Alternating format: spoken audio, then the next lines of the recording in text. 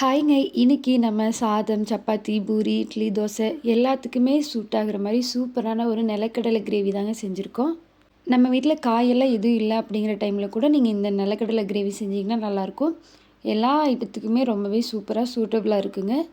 வாங்க எப்படி செய்றதுன்னு பார்க்கலாம். நான் இன்னைக்கு ஒரு 1/4 கிலோ அளவுக்கு நிலக்கடலை வந்து ஒரு 6 மணி நேரம் ஊற வச்சுருக்கேங்க. இத வந்து நல்லா கழுவிட்டு குக்கர்ல சேர்த்துட்டு 1 டம்ளர் அளவுக்கு தண்ணி, கொஞ்சம் உப்பு சேர்த்துட்டு ஒரு 2 விசில் விட்டீங்கன்னா நல்லா வெந்துரும். இந்த கிரேவிக்கு வந்து நம்ம பச்சை நிலக்கடலை சேர்த்துனீங்கன்னா நல்லாயிருக்கும். வறுத்த நிலக்கடலை சேர்த்துனீங்கன்னா நல்லா இருக்காது. கிரேவி செய்கிறதுக்கு நான் மீடியம் சைஸ் 2 பெரிய வெங்காயம், 2 தக்காளி, 2 பச்சை மிளகாய் கட் பண்ணி எடுத்துக்கோங்க. கூடவே தேங்காய் துருவல் 1/2 மூடி, ஒரு 10 பல் முந்திரி, 2 கிராம்பு, 1 பட்டை, கொஞ்சம் சீரகம், கொஞ்சம் கசகசா சேர்த்துக்கோங்க. கூடவே 1 டேபிள் ஸ்பூன் தனி மிளகாய்த்தூள், 1 1/2 டேபிள் ஸ்பூன் மல்லித்தூள், 1/2 டேபிள் ஸ்பூன் மஞ்சள் தூள் எடுத்துக்கோங்க. கூடவே வேக வச்ச நிலக்கடலை எடுத்துக்கோங்க. இப்போ கிரேவி செய்கிறதுக்கு ஒரு பேனில் 3 டேபிள் ஸ்பூன் அளவுக்கு ஆயில் சேர்த்துக்கோங்க. தாளிப்புக்காக கொஞ்சம் சோம்பு, நம்ம கட் பண்ணி வச்சுருக்க வெங்காயம், தக்காளி எல்லாமே சேர்த்துருங்க. வெங்காயம், தக்காளி எல்லாம் நல்லா வதங்கி வரட்டும். அதுக்குள்ளே நம்ம எடுத்து வச்சுருக்க தேங்காய் துருவலை வந்து நல்லா பேஸ்ட் பண்ணி எடுத்துக்கலாங்க. மிக்ஸி ஜாரில் சேர்த்துட்டு முந்திரி எல்லாம் சேர்த்துட்டு நல்லா பேஸ்ட் பண்ணி எடுத்து வச்சுக்கோங்க.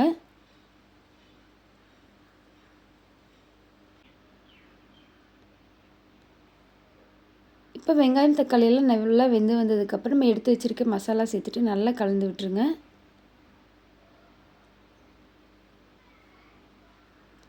கொஞ்சம் பச்சை வாசனையெல்லாம் போனதுக்கப்புறம் கூடவே உப்பு சேர்த்துக்கோங்க. கிரேவிக்கு தேவையான அளவு உப்பு இப்போவே சேர்த்துருங்க. இப்போ நம்ம நிலக்கடலை சேர்த்துக்கலாங்க.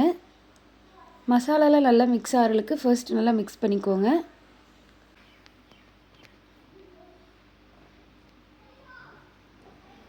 இது மசாலாலாம் நல்லா கோட் ஆனதுக்கப்புறம் நம்ம அரைச்சி வச்சுருக்க தேங்காய் பேஸ்ட் சேர்த்துக்கலாங்க. அந்த தேங்காய் பேஸ்ட் சேர்த்தும் போதே கூடவே ஒரு 1/2 டம்ளர் அளவுக்கு தண்ணி சேர்த்துக்கோங்க. அப்போ தான் நமக்கு வந்து அந்த கிரேவி நல்லா கொதித்து திக்காக வரும்.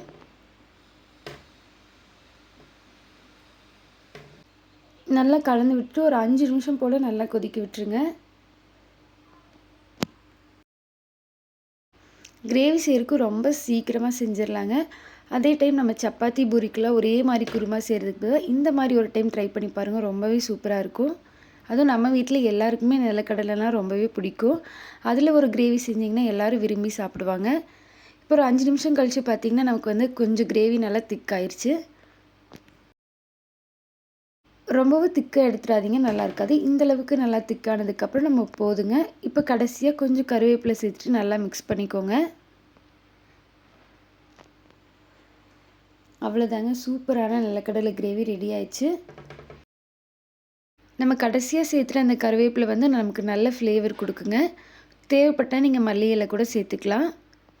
வீட்டில் இருக்கக்கூடிய வெங்காயம், தக்காளி, நிலக்கடலை வச்சு ஒரு சூப்பரான கிரேவி ஐட்டம் நம்ம செஞ்சுட்டோங்க. இந்த ரெசிபி உங்களுக்கு பிடிச்சிருக்குன்னு நினைக்கிறேன்.